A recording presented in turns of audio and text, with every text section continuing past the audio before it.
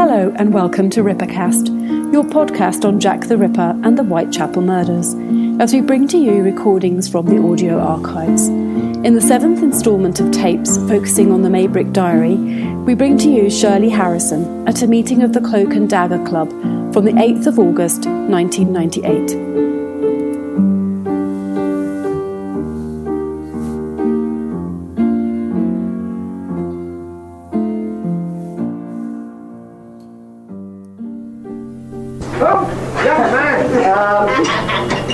Tonight, the Cloak and Dagger is very why don't you use a microphone? pleased to, I'm trying my voice out first, to welcome Shirley Harrison, and also has great pleasure in saying hello to Sally's associate, Sally Everly.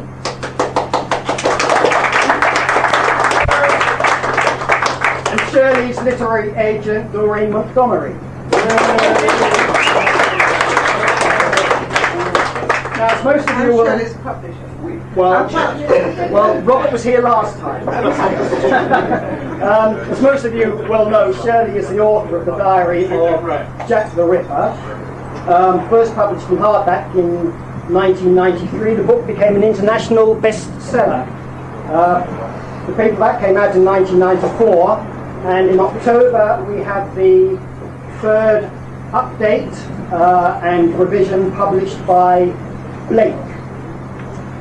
So tonight we explore whether Shirley Harrison actually believes, with the same conviction and passion as Paul Feldman believes, that this diary is actually the diary of Jack the Ripper, or is Shirley perhaps part of a seedy conspiracy?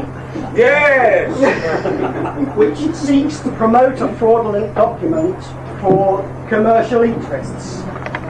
You'll have your own view about that, and hopefully you'll ventilate that.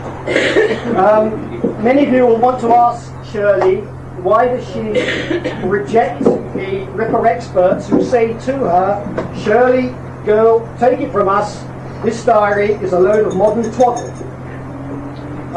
Many of you will want to ask Shirley, why does she reject Mike Barrett's claim that he forged the diary? We have a 5-page document from Michael Barrett describing exactly how he did it. Why is this ignored? Well, it's the simple answer to all of these questions: money. We'll find out.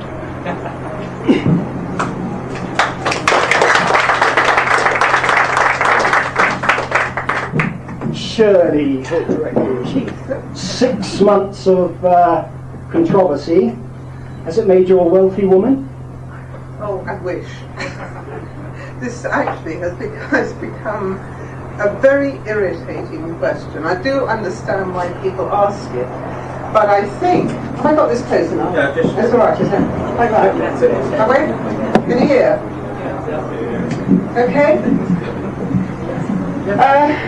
Right at the beginning, there was this accusation that I had made a fortune out of the diary because it was a bestseller, which indeed it was in the first year. I suspect that part of the problem is that most of the people who make that accusation are not aware of the mechanics of publishing. I don't know how many of you have actually published books. Probably not that many. And I would say to anybody, in any case, what are we doing about hoping? What is any writer doing about hoping to make a living out of what they do? I would have been stupid if I'd gone into this not hoping to make some money out of it. But the facts are, if we take it fact by fact, when I'm going to try and be honest with you about this. It's a little difficult because we're treading on difficult areas of finance, but I want to try and tell you exactly what happened. I had an advance from Smith Griffin, from Robert Smith, which was originally £15,000. Now that £15,000 was divided between Michael Barrett and me. It was an advance against royalties, which meant that every penny that I had to be earned before I got any of it. So I had to start with to do my research about £7,000, which is a lot of money by many people's standards when they're doing a book. You take off that various commissions, you take off that legal fees for which author is 80% responsible, and believe you me, the legal fees on this project have been horrendous, partly because of the Sunday Times. You take off, say, £1,000 for a handwriting expert, you take off several £1,000s for analysis of the ink and the paper, that sort of thing. At the end of the day, you're not left with much to live on. So that original large sum of money which came in after the book was published, whittled down, it was good, and I'm not grumbling. I had a wonderful first year. I went to America on it. I was invited out there by the American publishers. I had a great time, but I didn't make a fortune, and over the last 5 years that this has been going on, obviously, that has diminished. And it's now still bringing in some money, but it's certainly not bringing in a fortune, and I do have to live, whether you do or not. I also think that if it were not for you out there, this book would not have sold. Publishers actually, they might at the beginning have an eye to a main chance, they might realise here's a good hot commercial property. But after a time, the thing that keeps it going is your interest. And the fact that you're all here tonight, the fact that Paul Begg has come armed with questions from people on the internet who want to know what I've got to say, is not down to us. That's down to the fact that this diary is extraordinary. And it is unique, and there's nothing quite like it. And before Keith goes on to the next question, I want to ask you all, please, if you've come with a preconceived idea that the diary is first a modern forgery, and if it's not a modern forgery, that it is probably an old forgery, but mostly if it is a modern forgery, I would ask you to put that aside for a moment. I will try to answer your questions honestly, and I will try to be fair about it. There is no way that this can be a modern forgery. And once you've got rid of that idea, then you're into a whole realm of different interest and fascination. And my job, I'm a journalist for heaven's sake, I'm a writer. I was curious. It wasn't money that ever motivated any of us. And far from making money, in fact, several of us have actually lost a lot of money on it. So that's, I hope, will answer. But if you want to ask me any more about that, then that's fine. Can I say it's a great issue that is out of print and hasn't been available for some time? It isn't out of print, it's never been out of print. There's a new edition coming out on October the 1st. There might be a new edition on October the 1st, but the current edition is out of print. Well, I don't... No, it's available in Smith's and any major bookstore. Well, I run a bookshop and I cannot get copies from the distributors. Go to Smith's. That is a fact, it's not out of print. I'll speak to Blake on Monday. Who is the distributor? Blake Publishing. If you give me your name, I'll get on to Blake on Monday because I know the book is not out. Does that mean that you experience a demand for the book? Yes, people are always asking for it, and I'm having to say you can't get it. It's not available until the new edition comes in. And you actually did establish that it was out of print. They told you the book is out of print. Who told you that? I think it's a distributor. Oh, well, they are wrong. They are wrong. Well, you will know who you phoned up to inquire about. Well, I can find that out on Monday. Yeah, okay. All right. All right. Let's go back to Shirley, and thank you for that very honest exposition of the financial side of this. I mentioned also about a seedy conspiracy. I suppose really the main question is, why am I talking about seedy conspiracies? Why do you have to sit there and justify and explain the amount of money that you've earned?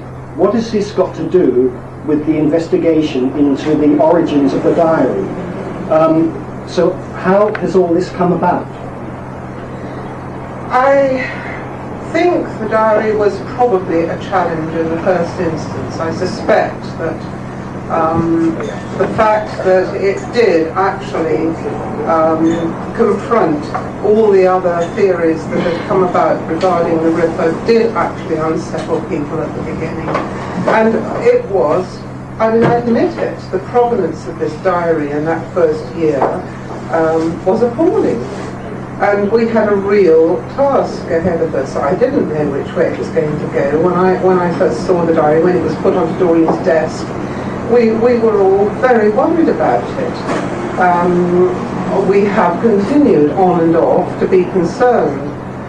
But the fact that we were accused of a seedy conspiracy was really down to a very small sequence of events, which is explained in I hope, much more clearly in the new edition, which culminated in the Sunday Times huge headlines, fake, which were based on absolutely minimal research.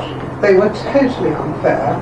Their judgments of what was in the diary was done on absolutely, really no information at all. And it was a typical journalistic exercise, partly because of the Hitler diaries, we suspect, because the Sunday Times didn't. They made a mess of things with the Hitler diaries, and they were not very happy about this one. All right, let's go back to the beginning then, because you come from a journalistic background yourself, so you recognise a fellow journalist at work. My beginning wasn't journalism. I actually began, and I'm almost ashamed to say this, I worked on Children's Hour when I was still at school, and Uncle Mac was in charge. That makes me. How did you get involved with this project, with the diary? Well, I've been with Doreen. Doreen's been my agent now since, well, it's been about 25 years. I was a journalist doing feature work for the Nationals and the magazines, just plodding along. My husband died, and I turned to writing books. And I wrote books that never made me, really didn't make me a penny, but I loved what I was writing, because what I do all the time is pick up things that I find fascinating and try to worry them until I've got to the answer, or they've been able to present them in a way that interests people. And it was just fluke. Michael Barrett rang Doreen because he'd been told by a publisher that she was the agent to go to. And she called me up to London, and I went and met him, and she asked me if I would handle this. Now, I would challenge any one of you, if you've been given that opportunity, if you'd had this diary sitting on your desk, would you have said no? What were your early feelings about it? I was worried about it. We were all worried about it. Tell us about Michael Barrett then. Okay. How long have we got? Michael Barrett is a very sad story. I don't think there's any two ways about that, and no one has invested more time and motherly care and devotion to looking after Michael Barrett than Doreen here, my agent. When he first came, he was a scrap metal merchant. He's had a very checkered history. From Liverpool, I think we all know that side of his background. By the time he brought the diary to us, we didn't know it, but he was already drinking, and his marriage was already in a parlous state. How long had he been married? He'd been married 16 years, 17 years. Children? One little girl called Caroline, who was the apple of his eye. And when we first met him, all he wanted, he said, was a greenhouse, and he wanted to look after Caroline, and that was what he was hoping for.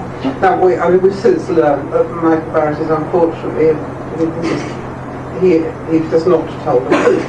And he romances. He's a whole committee character. But it has taken quite a long time to get to the heart of that side of his story. The immediate question, obviously, is where did Michael Barrett get the diary from? Mm-hmm. Well, he told us that he got it from his friend Tony Devereux in the pub The Saddle in Liverpool. That Tony Devereux, he was dying, and in fact he died conveniently, everybody might say, not long afterwards. Tell us about Tony Devereux. Tony Devereux was a print worker from the Liverpool Echo, an uneducated man with not a particularly wide interest in anything at all, drank a bit too much, and Michael Barrett used to bring him a bottle of sherry every day. Had he known him long? Not a great deal of time, no. Not a close friend? Not a close friend. According to the people in the pub, and Sally and I have been back to the Saddle now and talked to the landlord, talked to their friends, and I would also say this, that all of those who attack us about what happened, there's almost nobody has actually met Michael, Anne, or any of the people who were involved in this story at the beginning. We've met them all. We've spent a lot of time talking to them. The people in the pub said Tony Devereaux was a bit of a loner, Mike wasn't very popular. The general feeling was a bit of surprise that Tony Devereaux would ever have given Mike the diary. Well, Mike presumably asked Tony, why are you giving me this? Yeah. And what did Tony say? My memory of that, now one minute, I've got to think of the quote. What did he say? Do you remember, Pete? Well, I wasn't there. No, I know you weren't. I have to do this, Pete. See, I've got brain that... say, go away and do something. Go away and do something with it. I've got brain overload, so I have to keep there as my sort of, my backstop. You can even put in the facts. So, yes, go away and do something with it, was what he said. But he would never explain to Mike where he got it from? No. And the reason why he was giving it to him? No, it was all totally unsatisfactory.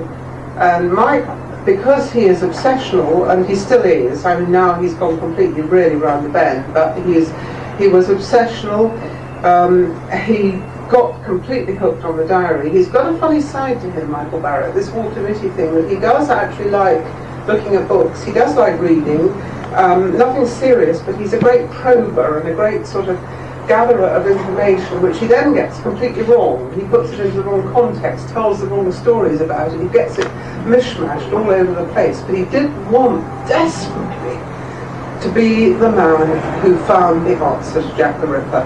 And this was really what was driving him at that time. He really, really wanted it to be like that. He wanted his moment of fame.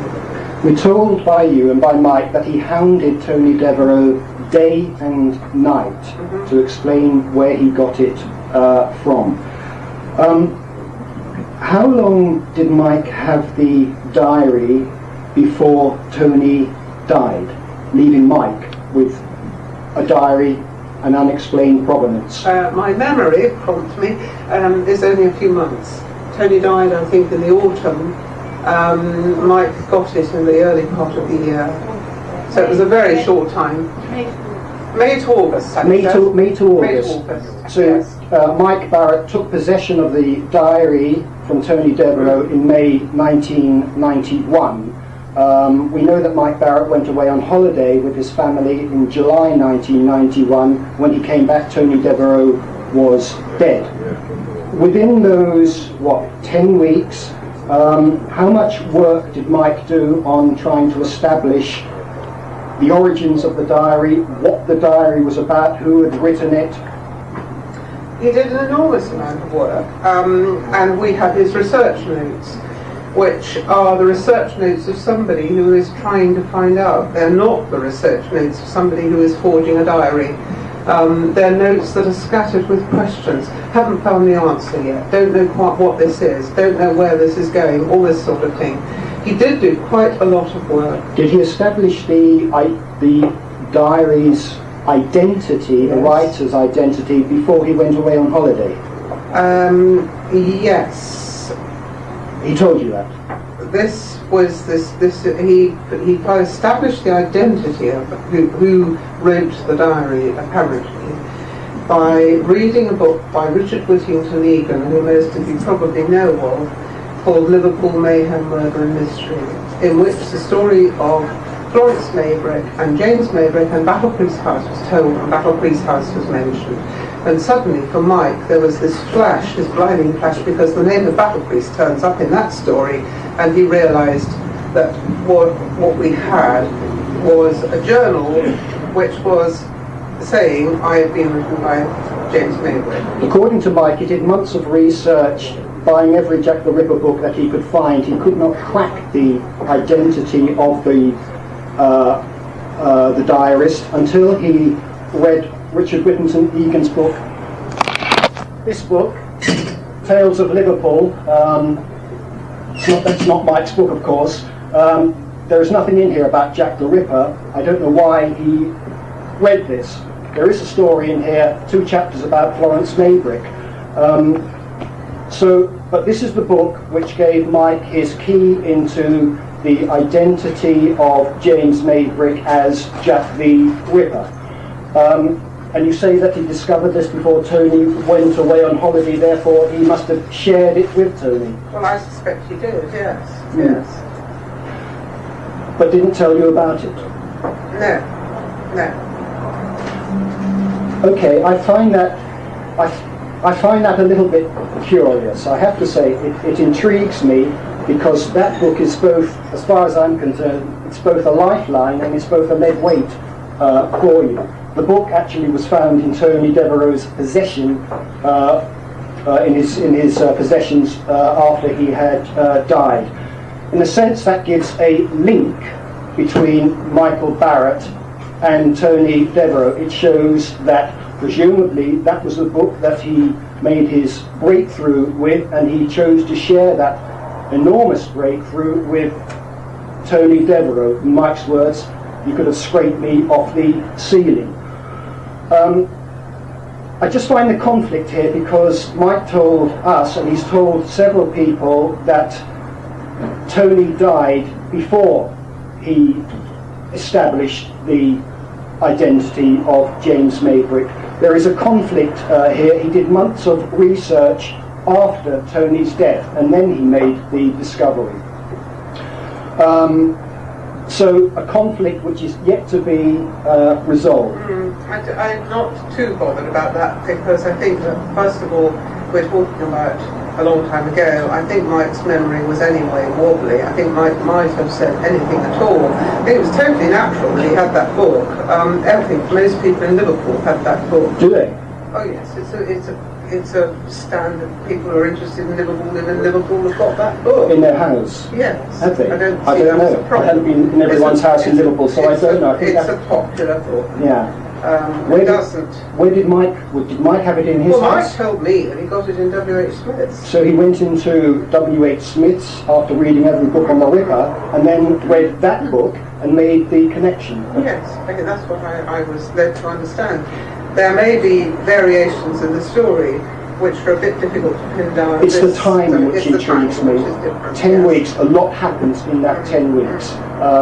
Anyway, let's move on from it. But before I move on, the family actually, Tony Devereux's family, say that he, Tony Devereux, would never have given Mike this valuable object.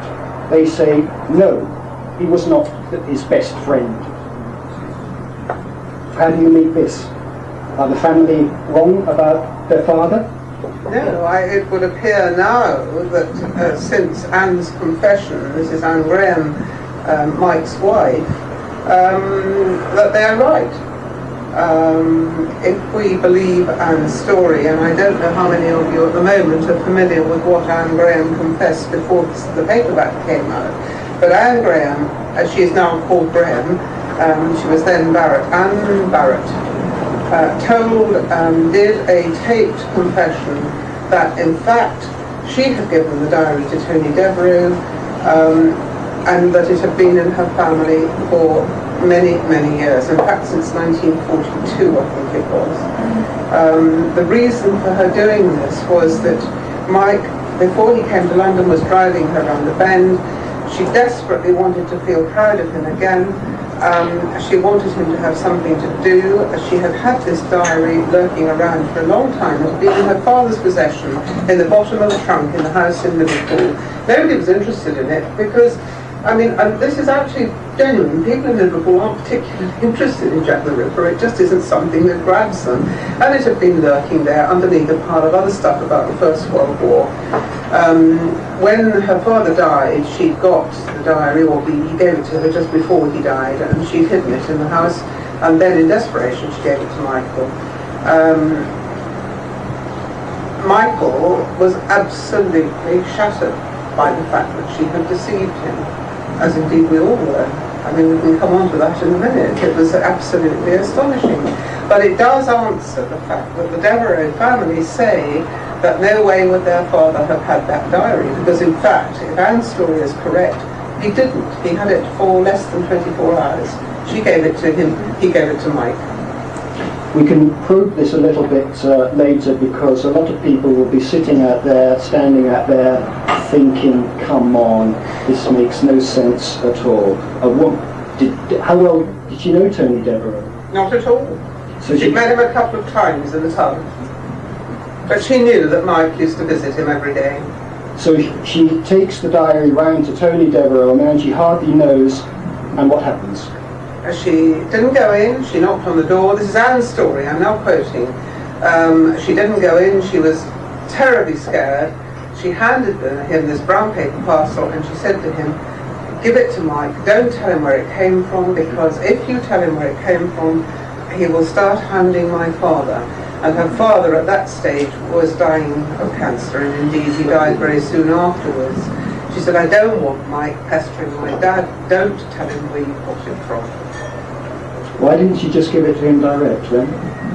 Well, for that very reason, because she would then have had to answer where she got it from, and the whole story, which heaven knows is complicated enough, I mean we know that now. The whole story would have come out, and Mike would have gone straight to her father, and her father was in, I mean we all know he was in a bad state at that time. What did she expect Mike to do with it? I think she thought he was just going to work on it. I think she thought it would keep him busy. I genuinely do not think that she wanted him to bring it down to London. She had no interest in it. We've spoken to Caroline since, and Caroline, the daughter, remembers vividly the pair of them fighting on the floor. Real physical fighting to stop Mike, and didn't want Mike to bring it to London. As she told me, she thought the Dorian would give him a flea in his ear and send him packing. And of course she didn't. And the thing took off from there. Anne did not want to come to the launch. She did not want the publicity. She's a very shy person. She has blossomed since. No getting away from that. She's learning. And I gather she has agreed, given her educational course allowances, that she will speak to you here in the early new year, which will be very interesting, because you will have a chance then to see whether you think Anne Graham Barrett is lying.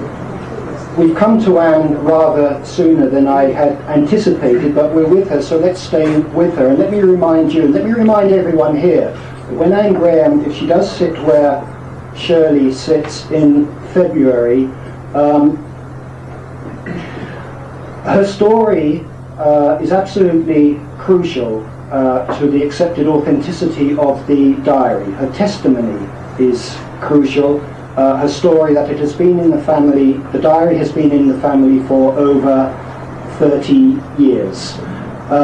We've heard how she gave it to Tony Devereaux to give to Mike, asking Tony not to mention that she, Anne, had given it to him, Tony.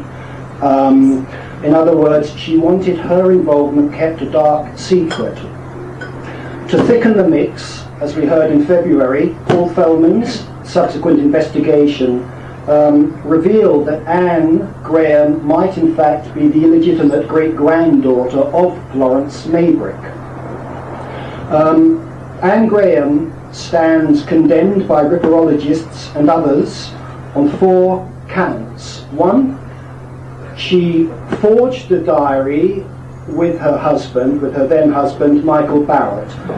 2, she deceived her husband about the existence of the diary after forging it with him. 3, she misled a police investigation into the origins of the diary by saying nothing. 4, she told the press she knew nothing about the origins of the diary and then changed her story.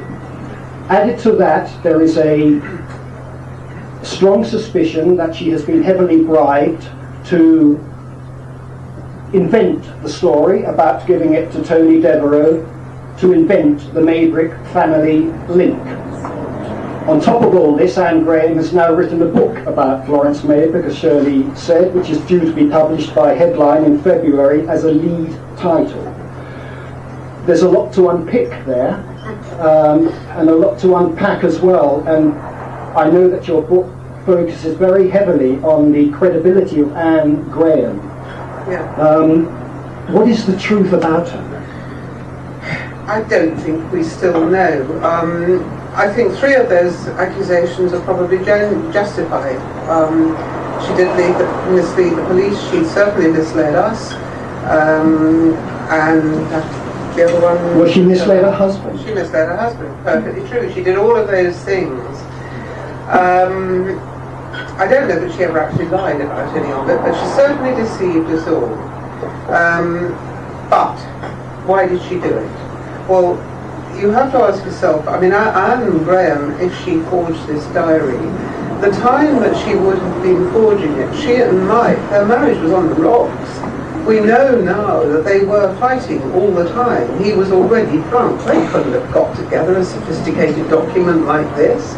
A document which is now, I have to say to my great delight, at last going into the academic field in that it is being the subject of a seminar at International Conference of Psychologists in Liverpool in September. It is a very sophisticated piece of work. I keep hearing it's a very amateurish fake, easy enough to put together. Absolute nonsense. If you read the diary, and if you keep reading it like we have had to do, the more you read, the more you get gripped. It goes on and on. You keep finding, it's a bit like Shakespeare, you keep finding new twists, new turns, new psychological reasons for saying, hang about, what's that about? You know, what's going on here? Might that be because you want to see ghosts? You want to see things in there. You want to put new interpretations onto it. You could say that, certainly. I have. Yes, okay, well I accept that, perfectly possible. But there is evidence that that is not correct, that is not good enough. There's plenty of evidence which supports the internal evidence. All right, I'll give you a few, I'll try and pick them up. There is just so much information in this diary. Okay. We have, let's say on the internal side, James Maybrick, we know because we found material in university records and also in the Public Record Office, documents that have not been read, weren't generally accessible to the public. James Maybrick he was a self-promoter. He liked to use names that gave him, he was self-agrandissement. He was a big head, but he was a very weak man. So he liked to call himself Sir Jim. He liked the idea of being better than he was. What do we find? We find that he bought himself a coat of arms just before he got married, which was quite beyond the station that he held in Liverpool. We find that according to letters and documents from people who knew him in the family, his pet name was Sir Jim. Sir Jim comes up in the diary. He calls himself Sir Jim. Indeed, he says he wishes he called himself Sir Jim instead of calling himself Jack the Ripper. It's this kind of thing which makes you feel that there is something else going on here. And that is just a very small example. You talk about the internal evidence, the historical evidence, and let's make a leap of faith and say that, all right, it was written 1888, 1889. Let me pick over Mary Kelly's heart with you, which I know is a point which interests Paul Daniel. The Dr. Bond's report, his post-mortem report, indicates that Mary Kelly's heart was not only absent from her body but actually was missing from the room. We have several newspaper reports describing how doctors went to the room, to Kelly's room, looking for something. Thirdly, there was the newspaper report traced by a couple of years ago in Australia, which says quite categorically the heart was missing. So put all those three things together and it's reasonable to say, yeah, okay, well the heart presumably was missing. We come to the diarist, and when he's reflecting about the mess in Kelly's court, Miller's court rather, in Kelly's room, he says he regrets that he didn't take any part of the body away with him. How do you meet that? I don't find any problem there at all. Given that the accounts were, as you described them there, quite obviously somewhat confused, and I'm not at all sure that anybody really knew what was going on in the room at the time, that entry in the diary, no heart, which is one of the statements that I actually find extremely moving, because it is as James Maybrick is dying and he is regretting so badly everything that's happened, and he says no harm, regrets he didn't take anything away with him. Perhaps he didn't. Perhaps he left it there. Perhaps it was burnt in the fire. There isn't actually any proof of what happened at all. I don't understand what the problem over the heart is. Well, the problem is the conflict. At some point, one has to accept something without. Well, okay. Let's start with the diary being genuine. Well, let's stay with the example that I'm on, which is to do with the heart, which other people can join in. Yes, but it could be, were the diary genuine, that it's rewriting history, the perception of what happened in Mary Kelly's room, if the diary is genuine. Okay, let's move on to another area then. The writing of the diary. We have the authenticated writing of James Maybrick. We have his will. We were reminded in February by Adrian Morris that this is not written in a Victorian hand. Well, that to start with is the kind of rather superficial statement that I do get irritated with. It takes a lot to irritate me. But one of the first things we did was take this document to the British Museum, who said there is no such thing as an authenticated Victorian hand. That's clearly not. There is no Victorian handwriting. There is what we all think of as a school board type of copperplate, which a lot of people used, but it wasn't. Plenty of examples of other people who didn't use that kind of writing. So, okay, the handwriting. I thought this was a huge problem at the beginning. It is, I suppose it is still a problem. I'm going to ask, which of James Maybrick's handwriting are we talking about? At the beginning, we had nothing. Then we found the will. There is dispute over the will because Paul Feldman doesn't believe the will is genuine. I'm not sure that I go along with that. I don't think Paul and I see eye to eye on that one. But other writing has recently been found, and it was Paul who found it, to give him his due, of James Maybrick, some of which is very different. And creakingly, and it is strange, this, a Dear Boss letter has also been unearthed in the police files, which was written by someone signing themselves Jack the Ripper on the way to Galashiels in Scotland. He said he's on the way to the Tweed factories. Well, we know, obviously, James Maybrick as a cotton merchant had a lot to do with Tweed factories. He was going up and down to Scotland. The writing of that letter is similar to the writing of some of the handwriting that we have. It is not like the writing of the diary, of James Maybrick's handwriting. It isn't like the writing of the diary. And this is the perpetual problem. But I do think handwriting is very difficult. I do think it's terribly unreliable. There have been a lot of cases fairly recently when handwriting experts have actually been wrong. You can look at Florence Maybrick's handwriting. At the beginning of her life it was flowing and spidery. By the end of her life it was upright and completely different.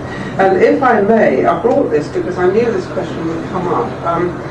And I think most people have a high regard for Don Rumberley. Well, in Don Rumberley's book, The Complete Jack the Ripper, he says, the main objection is that very little reliance can be placed on handwriting comparison. The handwriting of German murderer Peter Curtin, who was known as the Dusseldorf Ripper because of the way he imitated his notorious predecessor, changed completely after each murder. So much and so that indeed that he used to point out to his wife the anonymous letters he wrote to the police and which were reproduced in the papers. So confident was he that she would never recognise them, nor did she. I don't know that there is an explanation of it. I think I have to be honest about that. I don't know whether that is correct or not. Well, 3 different people said it. Well, it doesn't give the appearance of Victorian handwriting. That was the criticism, wasn't it? So if they were trying to do that, they failed. Okay, let's move on to the ink then. Let me summarise the ink very, very quickly. Most people's understanding, as I understand it, of the ink.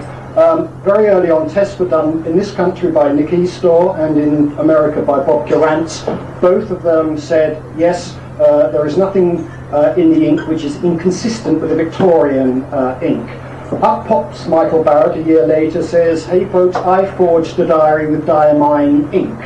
Tests are done on the ink again, and it is discovered that the diary is written in diamine ink. Not only that, it contains a modern preservative unique to diamine, introduced by diamine into the ink in 1974. Right, okay, I'll take issue with that to start with. The tests that were done, first of all, Keith is right. In America and in here, there was nothing found in the ink that was inconsistent with the date of 1888. The tests that were organised by Melvin Harris, which went to Analysis for Industry, did indeed find a minute amount of chlorocetamide, which really sent the shivers up our spine and got us all worried because of this fact that it was in this ink, diamine. So I had the more samples taken up to Leeds University, who found a small amount at the beginning of their tests, cleaned up their utensils, did a second run and found absolutely nothing at all, and gave me a long treatise on why chlorocetamide is an unreliable thing to be looking for, because there's all sorts of reasons I don't understand. Anyway, they said it wasn't in the ink, so I thought the only thing I could do was to get down the chief chemist for diamine itself, a lovely chap called Alec Waller, who spent his life in ink, and he came down to London, and he sat in the office with Keith, with Sally, me and Robert, and he took a long time going through the diary, and his summary, which is all in the new edition, was, "This is not diamine ink. And it doesn't look like diamine ink," and he gave me a lot of reasons why it wasn't. So he dismissed the fact that it was diamine ink anyway. In desperation at that point, I decided to write to the ICI research laboratories at Wilton and ask them if they would do a test, because they've got the best equipment apparently in the country, if not in Europe. I had a letter back from them saying it can't be done. You cannot reliably date the ink on the paper, and if you were to try it, it would set you back thousands of pounds. I do not recommend that you do it. What am I supposed to do at that point? Let's talk about the watch, which is often overlooked. Can you remind us how it entered the story? Oh dear, that was another bombshell. Just before publication of the hardback, Robert got the phone call from Liverpool, another Liverpool voice, and it was Albert Johnson who'd got a watch, which he said was James Maybrick's. I'll keep this short. The watch does have engraved in its back, not so as you can see it with the naked eye, the words "I am Jack," the signature of James Maybrick, and the initials of the 5 women around the edges. Albert Johnson himself, not me, he paid, he's the forger of those, he was a brave man, he paid for Manchester University, UMIST, to have those scratches analysed. When he brought the watch to London, I paid then. This is the sort of thing that comes out of that advance that I made so much money off. I paid for that watch to be tested down in Bristol. Bristol said exactly the same as Manchester. The scratches in the watch are certainly not new. They were typically scientifically guarded. They said they are at least tens of years old. But Robert, what was his name? Anyway, the scientist down in Bristol. That's right. Told Robert that, in his opinion, they were very old, and they were probably of the date that we thought they might be. Albert Johnson, who is he? Bit of a wide boy, isn't he? Bit of a Liverpool con merchant? No, he's not. His brother was a bit of a wide boy, possibly, but no, Albert Johnson is a deeply religious. He's a lovely guy. He's no Mike Barrett. How old is he? Albert Johnson, 50s, early 50s, something like that. I would have said, I could be wrong, we can all be wrong, but he's as honest as the day is long. He writes religious poetry. He's deeply, deeply serious. And he didn't know about James Maybrick. When he first, he took the watch into his office because he collects bric-a-brac, antiques, bits and pieces.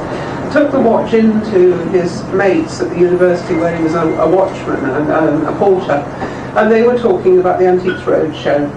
and talking about carrots and what was available in certain periods. And he took the watch in, and they noticed the scratches, and they said, let's go and have a look at this. And put it under the microscope, and they said that there was this name of James Maybrick, and this was coincidental with the time the big article appeared in the Liverpool Post and Echo, and they got it all wrong. They thought James Maybrick had murdered his wife and put the bodies under the floorboard. They got the whole thing up the creek, and when he brought it down to us, he was still very uncertain about the facts. Albert Johnson's no crook, but the watch is an enormous puzzle. It was the last thing we wanted, because we knew that everybody would say, oh, here comes the evidence, here it is, all the cooked up stories that are coming in to support the diary. But it wasn't like that. Let me ask you finally, because I can feel everyone bursting to ask you questions, why did Michael Barrett confess?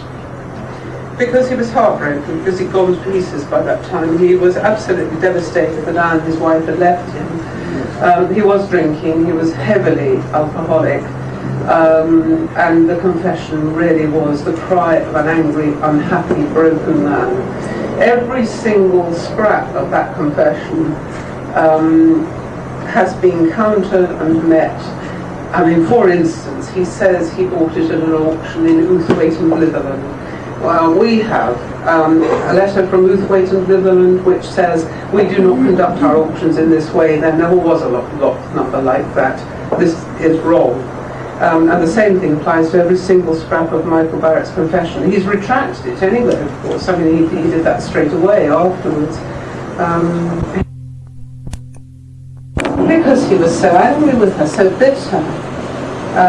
He was bitter that he felt she'd taken his baby away from him, in a way. He felt she'd scooped the diary. But he now accuses her of forging the diary. Yes, but this is typical Mike. I mean, because Mike is now out of control, you actually can't rely on anything he says. And any of us who've suffered Mike's phone calls for 3 and 4 hours in the middle of the night, I mean, we've all had it, will know that you can't rely on Mike. And it is such a tragedy, because Mike holds, in many ways, he holds the key to the thing. I've heard, isn't this just a case of forgers falling out? Oh, you mean you're putting a gang of 4, are you, in with Mike? Mike and Anne just having a disagreement about the proceeds of the diary, falling out, getting a divorce. Well, I'd still love to know. That's what I've heard. Oh, I'm sure you've heard that one. But I mean, you tell me, how did Mike and Anne get to the Public Record Office? How did they get all the information that is not available in the press? And there is plenty of it, and you really read the diary. How did they pull all that together when they were already in dispute? I would dispute that with you, but I wouldn't. Anne was in full-time work. He was looking after Caroline. He was at home on an invalidity pension. Are these people who could forge a thing like that? I think it's unlikely. All right, you've heard what Shirley has to say. Let's hear from somebody who Try to talk fast. believes the diary is modern twaddle. Oh, good. All right, well, hello, can we have a hands up? Does anybody actually believe it's a modern forgery? Because that's really all I'm concerned about. Right, okay, ask me. Well, I mean, you were saying about the fact that it wasn't Victorian, or as you claim, it's not Victorian handwriting. I mean, that would surely... Can you speak up? Yeah. Yeah. I mean, if it wasn't Victorian handwriting, I mean, surely that's... But it is Victorian handwriting. There's plenty of handwriting like that in Victorian times. You go and look in Why do you say it isn't, Adrian? Well, no, I mean, like... It's not just you, because a document examiner in America, Rendell, I think, said it was not Victorian. So it's not just you. Well, I mean, people that I've talked to, like Mark and I also remember the time when Paul Feldman was here. Yeah. I said it was Victorian handwriting, and you were actually here, Shirley, and you turned around and you said that it wasn't Victorian handwriting. No, what I mean is that it is not what is accepted as classic Victorian handwriting. When people talk about Victorian handwriting, I think what they understand is the school board, copper plate, pots and coat hangers, that sort of writing, which produces the stylized kind of writing which they used in documents. James Maybrick's will and some of the handwriting in his formal letters is like that. It's a bit nearer to the Victorian school board writing. Some of his other personal stuff is not. So you can see that the handwriting in the diary is different from James Maybrick's known handwriting. Yes. Do you have any accounts for that? No, I can't. It's a puzzle. I mean, I have never ever hidden the fact that there are things about the diary. There are probably 4 things. I think it's 4 that I feel are unresolved, and I've listed them in the new edition. I'm totally upfront about it. There are things we have not got to the end of, but resources are limited. It is very difficult to. It's inexhaustible, the amount of research that needs to be done. I shall carry on as long as I can. Would you follow Paul Fellman's theory that the difference between James Maybrick's known handwriting and the handwriting in the diary strengthens James Maybrick as the writer of the diary, because he's saying that it's like a multiple personality? Yes, well, in a way that was what I suppose Don was saying, wasn't it? That people do use a different sort of handwriting for different purposes, and therefore that's why it's unreliable. I think there are enough examples of that to say that is correct. I think handwriting does change. Is it because the handwriting gives you a problem, Adrian, that you say that it isn't Victorian, that immediately makes it a modern forgery for you? Well, it's not just that, it's just the fact that it doesn't fluctuate. You know, if it wasn't his real handwriting, yes, I would expect fluctuations. But why does that make it modern forgery, a modern hoax? Because, I'm not an expert on this, but I would imagine... But you must have a reason... Yeah, there is a reason, yeah. Because somebody who's forging a modern document is assuming that James Maybrick, being a Victorian and a minor Victorian, has not left any handwriting examples behind. What do you base that assumption on? Well, if anybody's forging it, they're assuming that Maybrick, not being a major Victorian, would have left it. And when Maybrick's handwriting has surfaced, like on the will and so forth, it's been completely different. So you don't feel that a modern forger might think about the existence of a will? Well, that's really up to them. But if you think it's a modern forgery, are you thinking that it's Mike Barrett? No, I wouldn't have a clue who forged it. Well, I think in fairness to us, you have to address that. Yeah, but like Keith Skinner, I wasn't there at the time. Could you perhaps say that if it were a forgery, yes, people were conscious of modern forgery, that there was, let's say, a Victorian style of writing, that the diary would have been written in copper-made writing, if it were a forgery? Surely. Wouldn't it? Yes, can you say it again? Well, what I'm saying is that if it is a forgery, surely it would have been written in what seems to be perceived as Victorian copper-plate handwriting. That presumably would have satisfied.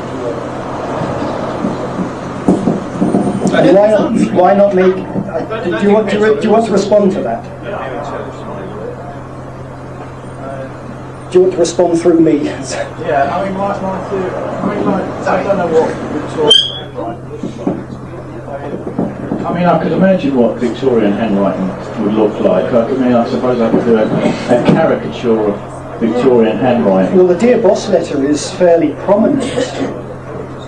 Yeah, but again, there's a problem there, because I can't understand why the Dear Boss letter, which the writer of the diary seems to be claiming credit for. Mm-hmm. One would have thought that the writer of the diary would have been putting it in that handwriting of the Dear Boss letter.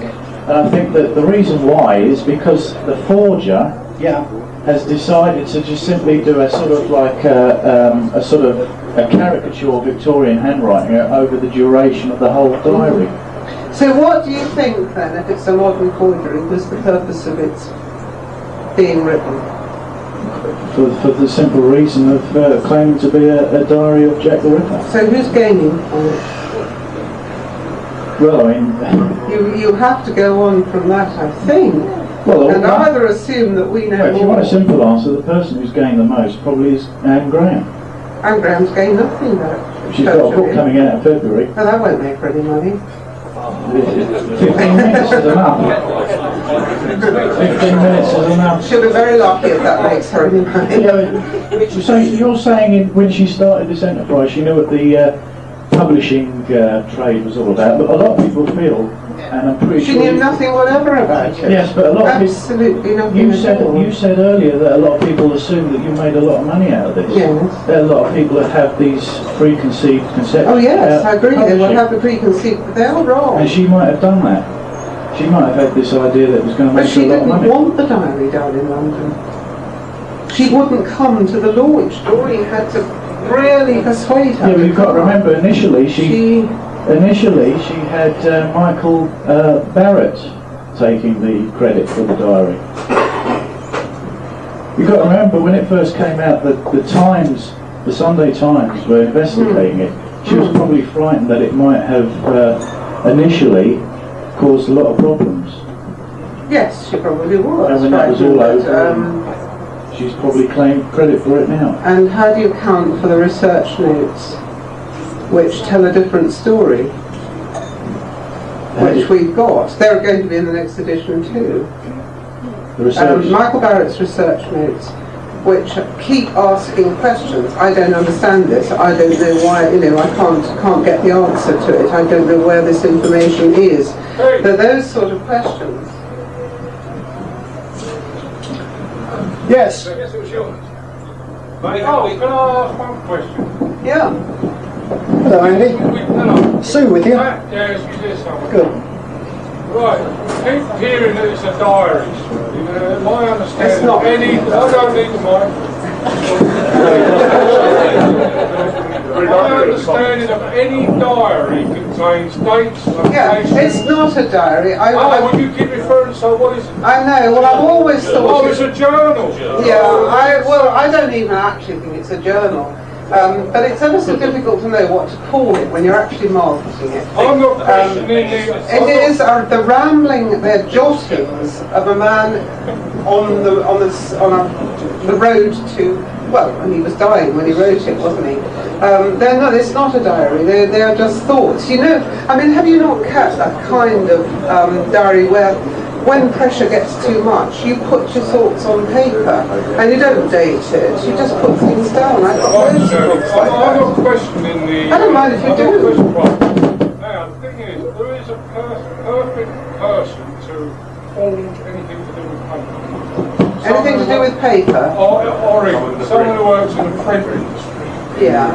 Now, because someone who works in the print industry is conveniently or not really. Yeah. He's died, right? Yeah. So, he's got access to paper to read. The Let's diaries, you can go most second-hand antique bookshops and pick them up for the 1875. So if I... Ledger books, which to me... Do you reckon that Tony Devereux, who was already a sick man, had the money to come down to London to go to the Public Record Office to spend time in the newspaper library? Because in a lot of research that we've done, we could find a lot of facts relating that are in their diaries to provincial newspapers. So what you're suggesting, Andy, if I represent you correctly, is that Tony Devereux, possibly with Mike Barrett, possibly with Anne Graham, actually there was... No, I haven't mentioned Anne Graham. All right, Mike and Tony then. Well, you've mentioned Mike Barrett. All right, let's say Tony by himself Yeah. created this document. I would say the thing was suspicious points to it. Fine. How was he going to explain it? He would have. Because he died. So he knew that, or create the document and die. It doesn't hold then. Look. Can I ask you a question in a minute? Yes. Yeah. Actually, I'll ask the gentleman actually behind you on Andy's right. Had his hand in the air. You had a question? You didn't. You were waiting for Andy to buy your drink. Right. Well, I have been. All right, Paul. Oh, yes, but Paul. I was just going to say, Was it known at any point that Tony Devereux was going to die? Was he ailing, or was it suggested that he was going to die? Was there anybody at that stage? He was already dead by the time we got the diary. I mean, when he gave the diary to Mike. No, he was ill. He was ill. He broke his hip. He broke his hip. It was that sort of. Suspected that he was going to die. No. Right, that was one of the questions from the internet. Could I ask a question? I never ask questions. No, thank God for that. It's just in light of the Little Child letter, and certainly in providence of any of the police, the chief police leaders at the time, that they actually say that we suspect an enterprising journalist invented the name Jack the Ripper. And the Little Child letter, and certainly Mr. Evans' research has uncovered the possibility that the journalist, who was two journalists that worked for the Central News Agency, known to both McNaughton and Warren, I believe, might be wrong on Warren, but certainly, who claims that he did invent the name Jack the Ripper. So if that's the case, that we can prove that, and it comes from three different sources, if not four, that an enterprising journalist did invent the name Jack the Ripper, why is it that James Maybrick, in the supposed diary, would also write himself as Jack the Ripper, when we already know, possibly from other sources other than the diaries, that the name Jack the Ripper was invented by an enterprising journalist? Fair comment. It's possibly, you said. It's the percentage for the enterprising journalist, which is usually being more or pulling, is far greater than it is with Maybrick. So if it's recognised that they invented the name Jack the Ripper, why the hell did James Maybrick sign this journal diary as Jack the Ripper as well, thus claiming that he was Jack the Ripper? I would ask then, if it were someone, say, like Bullen, where did he get all his information about James Maybrick? Why on earth did he pick on him? I'm not suggesting that Bullen invented the diary. I'm just saying the invention of the name Jack the Ripper predates the Maybrick Diary, which was invented at the time. It's clear to me that when Jack the Ripper, the name Jack the Ripper came on, it was presented from the Central News Agency, which Bulling and Moore ran. Moore was the manager, and Bulling was the oppo, the journalist. And certainly we know from contemporary records and in books that Bulling has been named as possibly the guy who invented Jack the Ripper. Therefore, if we know where the name Jack the Ripper was invented from, why would James Maybrick suddenly decide to sign himself James? Surely it was just like the idea. Thank you. Yes, exactly. Therefore, it doesn't prove that James Maybrick was Jack the Ripper. He just chose to sign himself that way. You see, this is, Shirley, what we've got to point out here, Shirley, I don't know if that's been...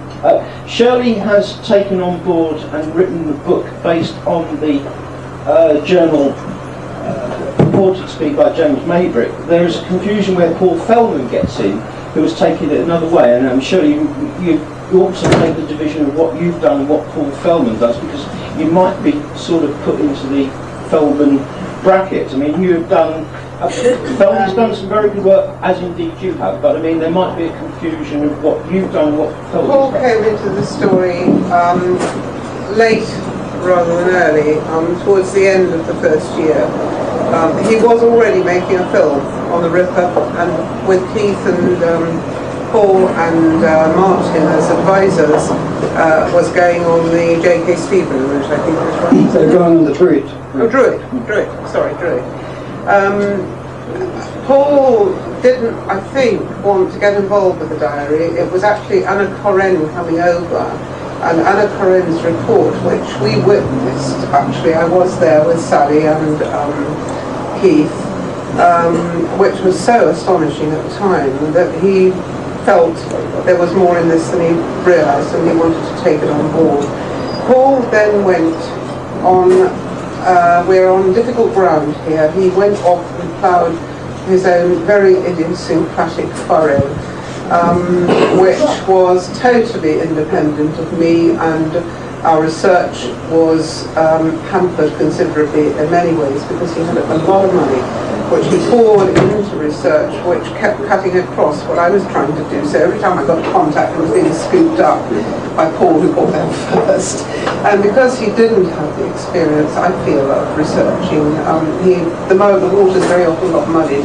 Thank God Keith was with him a lot of the time, and he kept a lot of it rooted in some semblance of truth. But it has been difficult, that has, because I have desperately tried. I haven't always succeeded, but I have desperately tried not to weave a story that was the story I wanted to weave, that was a story according to the facts as they appeared. And that is where Paul and I were different. Yes.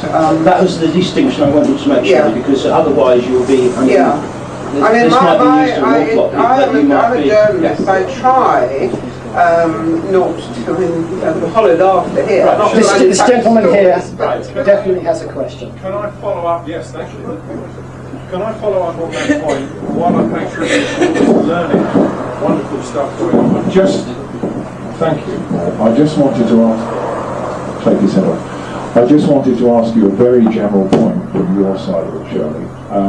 I've read most of what you've written, and I wondered whether there was some point, I mean, obviously, we accept that you met a lot of people,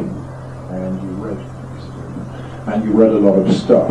Was there some point in your work when you had what was tantamount to a 4-line flash, and it came into your mind, God, this is true? Oh, at the beginning, but not in the first few weeks. Can I just finish my question? Yes, I just wondered whether, as I feel about Peter Feldman, whether it was a gradual layer thing where he was actually wanting things to fall into place, and he was going out looking, and my God, they were falling into place, and he was real happy about it. And I just wonder whether you actually had a little flash and you thought, yes, this is something worth getting my teeth into, as coming from your background, presumably you wouldn't early on have taken on something that didn't appeal to you. No, you're right, and I hope I can answer that one honestly. I have always, and this is not a scientific answer to the question, and it isn't good enough to people who want scientific answers to the diary, but I have always had a strong feeling that the psychology in this diary is the thing which at the end of the day is the thing that rings true. There is something about the emotion which I feel cannot be, I don't care how great writers are, you've got to be a blooming great writer to write this diary. It has got some quite remarkable insights into human nature and human emotion and tragedy. And I felt this right from the beginning, and this is why I'm so delighted that now David Cantor has done, he's the Professor of Psychology at Liverpool University, who's very well known for offender profiling, and he agreed to do a preface for me. And the preface, in essence, says, he doesn't say the diary is genuine, but what he does say is, whoever wrote it was a very, very clever man who had the genius to think of Maybrick, who was a most unlikely suspect as a ripper, and then the sensitivity to create around him the kind of story that he did. That, to me, is what matters more than anything else. But I agree, that's not an answer. That is just why I have kept on. Gentleman down here had a question. Yes, I did. If you can remember it. No, I've got a couple of things that I'm not very happy about, and maybe you all can help me on this. I don't know the last questions, if you can bear with me. Marital problems? No, not at all.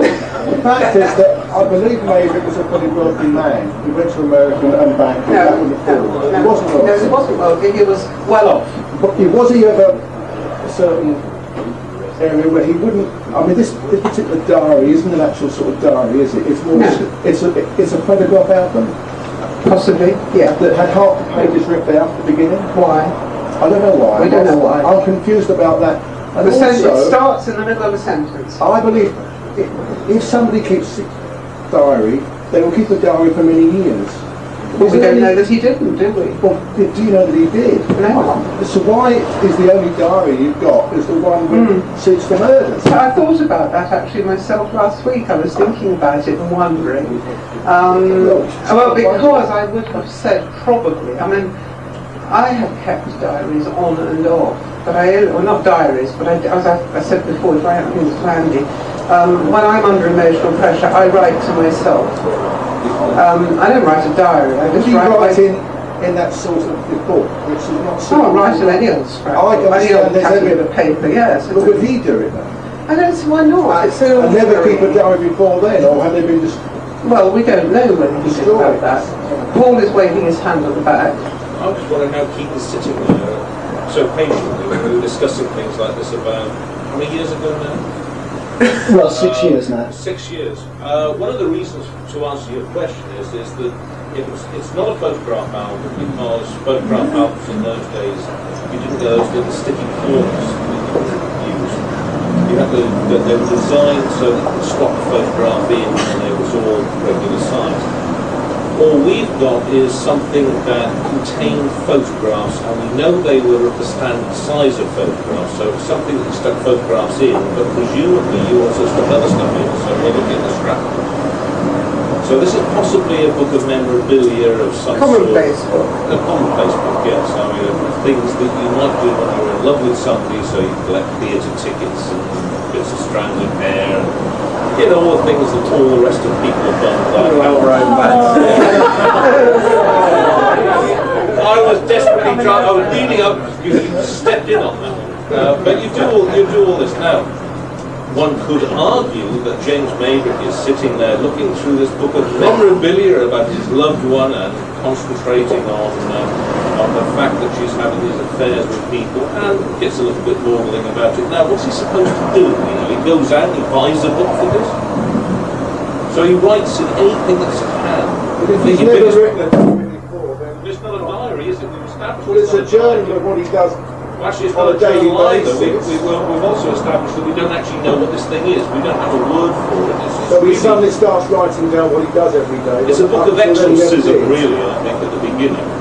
So he's exercising his soul with the paper. So if you look at it that way, maybe you have an explanation for why that particular type of book and that sort of paper was chosen. I would go on to ask yourself why it is that if everybody says that the easiest thing in the world is to rip out the front page because it's an old book and it's got somebody shopping list from the beginning, so we rip out those pages.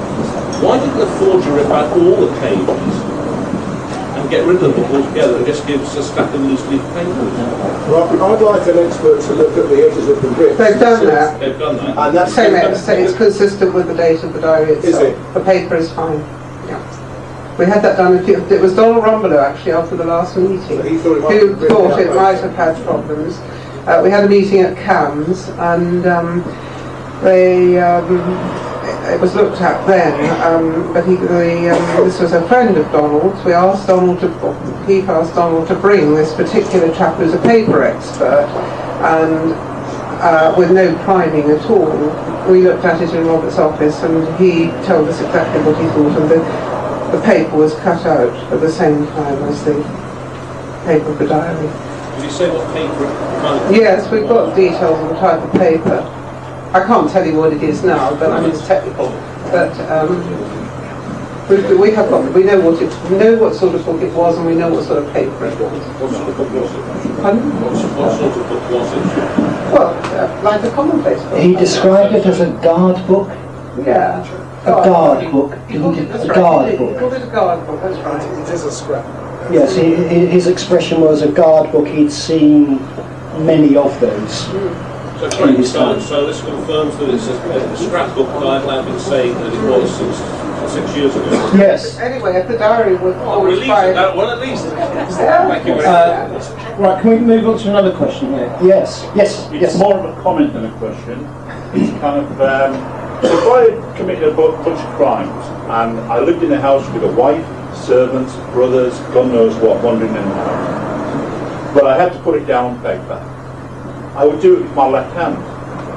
I wouldn't use my normal hand, I'd use the other hand. Within a week, you can teach yourself how to write with a different hand. anybody found that document, it wouldn't be in my handwriting. You talked about handwriting tests. Do people get tested for both hands, or do they just say, what hand do you write with? Give us a piece of writing.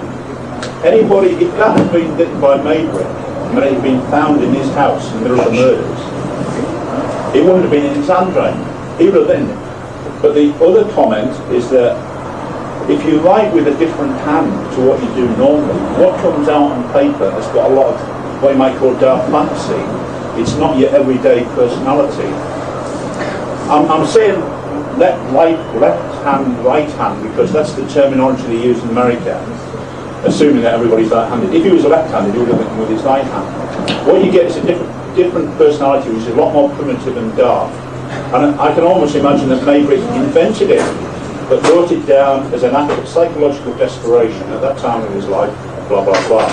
Because if anybody found it, it wouldn't have been in his handwriting. So what conclusions do you draw from your two statements? I draw the conclusion that has anybody tested the people that are involved with Liverpool now for how they write, if they can do it ambidextrous? No. Or has any psychological expert said that a person, there is a relationship between, you can spot different styles of handwriting, different hands, but you can still identify that one too. Are you talking about the two people? You're talking about Anne and Michael, whether they Anne, Michael, and also the guy with the watch, because I find them a little bit too good to be true. I feel that the watch could have started before the diary, and I feel that the fact, I mean, the Victorians thought the guy was a religious maniac, and you're telling me this guy couldn't do anything because they're religious, you know? Well, they're the worst, you know. I mean, that's what I feel about it. So I mean, everybody should have been, and not only that, the guy who died. What about the scientific tests on the watch? Do you dismiss those? It's my theory, which I invented at the conference, which is that when I was a lad, I trained as a trainee surveyor, and on my first day at work, I measured Worcester race course to within 200ths of an inch using the soles of my feet only. There's a lot of working class people in Liverpool who work in shipyards, and they do tolerances of the metal of the ships to a very, very fine degree. You do not need a university to do very, very fine metal work, you know, because in the diary, in your bit of the diary, and in Bellman's book, it says that to do that level of baking, you need access to pretty good equipment. But the fact is, where there's shipyards or aeroplane factories or whatever, they have that equipment and people can get access to it. And I think that the fact that it came from Liverpool might explain the watch. But I really think the watch predated the diary. And how do you account for the brass embedded in the watch, which is corroded? Somebody might have done it. I don't think I'm not sure it's a modern forgery, but I think sometime between 1914 and about 1910. Say that again. You think it's between when? Between about the night, everybody goes on about it goes back to the Second World War time, 1930s, 1940s. Are you talking about the watch here? The watch, I've forgotten the dates of the watch, but I'm certain that they're linked. Right. You know, I'm certain that they're linked. You're saying old forgery. Yeah, I'm saying old forgery. So what is the point of testing Mike Barrett and Anne Graham and Tony Dever? That's for the handwriting. But why? They aren't that old. Mike was born in 1950. You're saying it's 1940. Why test the handwriting? Watch preceded the diary. You know, if you thought you had a watch that belonged to Jack the Ripper, the next Well, then this does rule out Mike Barrett. I don't care if Mike Barrett. To me, it's all soap opera to do with Liverpool. Jack the Ripper is the East End in 1888, and we could argue for years, and we could write loads of books, and we could CD-ROMs, God knows what. But at the end of the day, it's London in 1888 that's the key to it all. But where there are little tests, I mean, you know, carry on. I'm fascinated by that because for the first time I've heard somebody who actually hasn't polarised the argument. We've actually gone to the middle ground. Well, it's folklore, mythology. Most of the Jack the Ripper stuff is just folklore added on afterwards. And this is just one more. And not only that, Liverpool fancies itself something like, and now they've got their little bit of Jack the Ripper. You got Jack the Ripper in the East End, then you got the Yorkshire Ripper, almost 80 years later, and now Liverpool's got Jack the Ripper. So, I mean, follow that through. Somebody in the 40s or the 30s has made a connection between James Maybrick and Jack the Ripper. If you think about it, all it needs is a signature of James Maybrick. Someone's might actually have been. But someone's got to make the connection, first of all. Yeah, but the thing is, that connection involves using 5 names. And how many people in the Scotland Yard files? There isn't 5 names, there's 12 or 15 or something. It involves using 2 names, James Maybrick and Jack the Ripper. Connect the 2. No, but what about the initials? The initials of the victims. That's the bit that makes me think it's a forgery, because I don't accept those initials. An old forgery. Yeah, because when Catherine Eddowes died, she was probably called Catherine. She was called Catherine Conway in 1881, and she was living with John Kelly. So I mean, what do you think might have been the starting point in the 40s for a forgery? I tell you the truth, I think it's something to do with deeming. In the literature, I've read about deeming, I've read about Australia. This is lipologist and but mostly lipologist. Deeming, letters, wives being murdered, and kind of there's something else which is a link, which I can look at and think, hello, that's got something to do with, that could be the basis of the myth of the diary. Well, if it's deeming, why isn't the diary in Fred Deeming's name? Why James Maybrick? Because that would have to be Australia. I'm sorry. There's a very quick answer to that, because if you look at any anthology of Victorian crime, the Ripper is always followed by the Maybrick thing, so there's always going to be that connection there. Another question. That isn't actually always the case. Well, but most. Were you just saying there that you thought that the diary is an old forgery? Well, I think it's at least, if as far as I'm concerned, if Anne Graham says that I've got no reason to actually disbelieve her, I don't believe her, but I've got no reason to disbelieve her. No. Right. And I can believe that if it existed in the 1940s, it took this long to bring out. I mean, I can't prove that it wasn't in the 1940s. If it existed in the 1940s, it's an old forgery. Well, it's like the secret story. There's a lot of that existed 20 or 30 years before. That's interesting. So we have one person here now who's veering towards. Well, that's what I said 5 minutes ago. That's fascinating. You know me, Keith. I spent most of my time on this. Has anyone got any other questions? Yeah, I've got a question for Shirley. There's a question down here. Sorry. It's not really a question, but it's something quite interesting about this discrepancy in the Maybrick's writing. The first job I ever had was in a firm of solicitors. I think we're getting a mic across to you. Why are you dressed like a wasp, Andy? I'm just hanging about ready to put the sting in. I was about to say that the first job I had in the early 1950s was in a firm of solicitors, and there were partners there, I can't remember, 3 or 4 of them, I can't remember. These would be men in their late 50s, early 60s, so they would have been born in the 1880s. And they all had 2 ways of writing. They had their professional way of writing, and they had their rest of the time way of writing. The reason was, of course, when they first entered the profession, typewriting was a bit of a rarity. Most of them couldn't afford the services of a secretary, so they had to do it all by hand. And they had these 2 very distinct ways of writing. And as they got older, they started to overlap.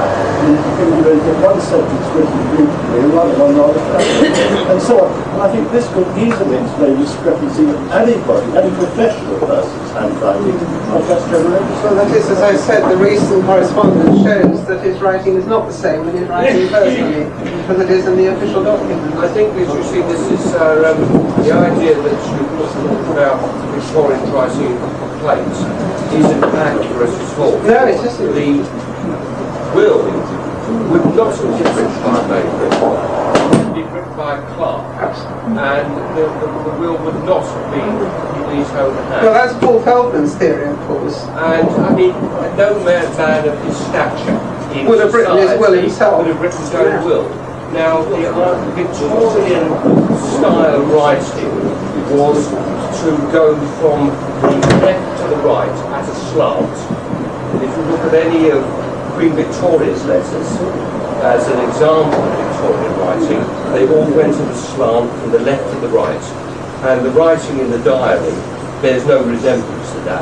I mean, the man was mad, and he had two different styles of writing. When he was getting the thing out of his system, he was scribbling in this journal, and that's what. So you are saying you feel that it possibly was written by a madman? Oh, absolutely. Not an intelligent journalist who sat down one day and said, I will write a diary. The whole thing out was... Yeah, absolutely. Adam, you had a question? Yes, I have, yeah. No, don't worry about that.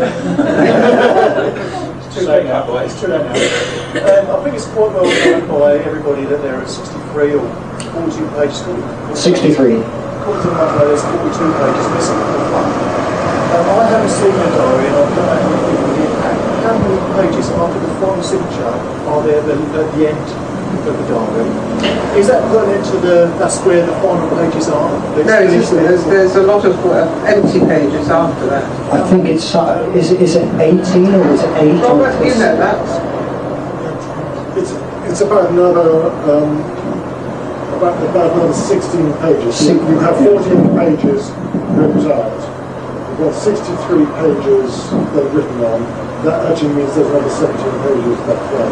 And they're just completely blank. There's left. It's finished, it's signed off. Maybe Robert could be persuaded to bring the diary here. I'd be happy to do that. But just to add perhaps something to what it is, you know, there is no mystery on the actual object is a Victorian scrap album. It's actually, that is what it's called, that is what it is. And I, in the antique fair, many years before this came along, bought one in a much more disgraceful state than this. But it actually had the word scrap album written in gold on the front. It was exactly the same size as this. And share the same characteristic of having these guards, that's these little slips of paper which go in between each sheet. And you find them in modern photograph albums as well. The purpose is when you're putting in these whatever scraps and bits of photographs, when you finish the end of the book, then your book still finishes up about the right size of the spine. If you didn't have these guards in the spine, it would finish up, you know, that kind of shape. And the book I have was written, it was held in a house, a family called the Doubleday, this in Cockshaw in Essex. And it spread from about 1872 and it finished up about 1908. And people wrote into it right through that period. All I can say is that the handwriting in that scrap album was every bit like this normal Victorian handwriting in James Maybrick's album. And none of it was the more formal copyright. And that, I think, is just a big source of misunderstanding. People talk about Victorian handwriting, and they think about copyright. My own grandfather had a copyright book at the age of 9. He read this beautiful copyright. He was just a pharmacist, nobody special. Writing copyright? No, but they were taught. Sorry, no, all I'm saying is that, well, I'll just finish what I'm saying, but a lot of Victorian children, were taught school board copper plate writing, the very formal writing, which they could do. And this gentleman says that professions they would use. That would be before. But when they were writing to partners or business letters, they hadn't got the time to write about that. They just wrote in their own life as we do today. And that is the kind of writing we find in this diary. This is the same kind of writing that I found in the same scrap album, all dated from the same period. And each of those entries instead was dated 1872, 1880, 4, whatever. So there's no doubt about the age of it. Robert published Shirley's book, just in case you're wondering who Robert is. Robert also published The Ripper Legacy, showing that he is a man of great discernment. Which was one of the key authors being Keith Skinner. I'm going to move on to Paul, because Paul was actually asking questions not only on behalf of Paul. But, yes, we have the whole of the internet here. Yes, you do indeed. Which is this is from somebody called Chris George, who I think you know. I've dealt with Chris. He says, I'm going to read this. I don't mean that on fire. He's all right. He's okay. Chris apparently is a published poet, and so therefore he says, the other issue I would like to take, you've already answered the previous one, is something, excuse me, I'm just reading all of this. He says that it's apparently written according to Victorian or even early 20th century British verse conventions. I know because I'm a published poet myself.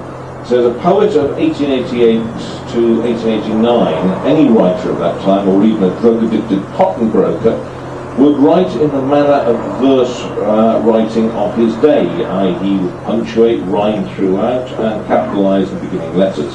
It's only recently the British poets, influenced by the innovations of beat poets and other poets such as E.E. Cummings, have stopped punctuating assisted capitalisation and beginning letters on each line and dropping the rhyming. In other words, he's saying that the rhyming isn't, or the poetic conventions of the diary do not fit with the conventions of the time. Yeah, well, we have a problem here because the punctuation and spelling of the diary doesn't fit with any convention, does it? There is no punctuation we're speaking of. It's even worse than mine.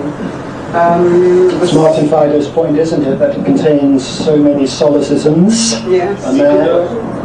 A man like Maybrick would not make those elementary spelling errors.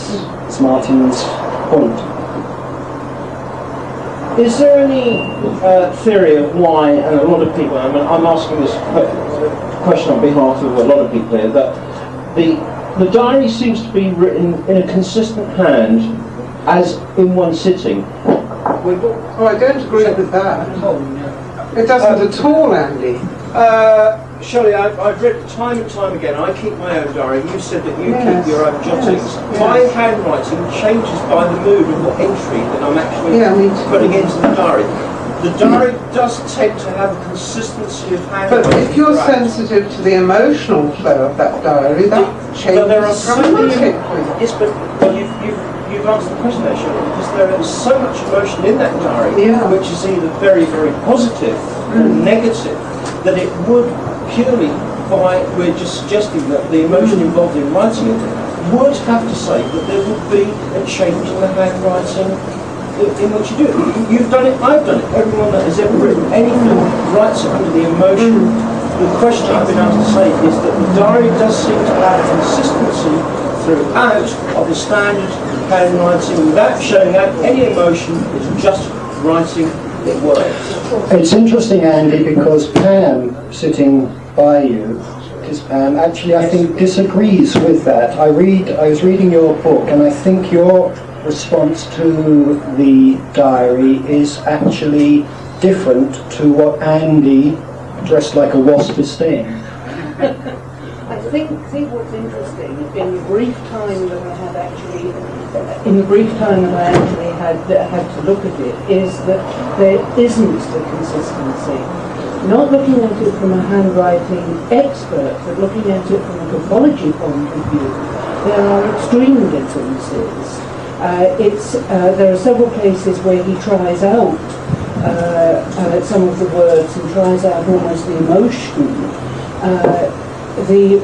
One of the things well known by graphologists is that under the influence of drugs, the writing can change. And changes as I say, I do stress in the very brief time that I had to look at it, are actually.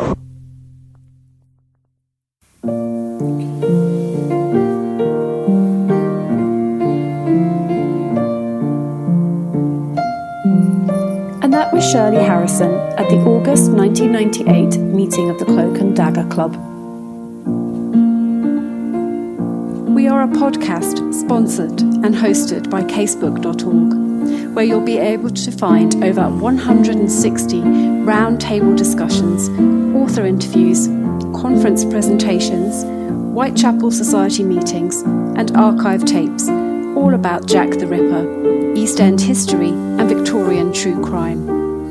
If you have any questions or comments about any of our releases, feel free to contact us on the Casebook message boards or find us on Twitter and Facebook by searching for Rippercast.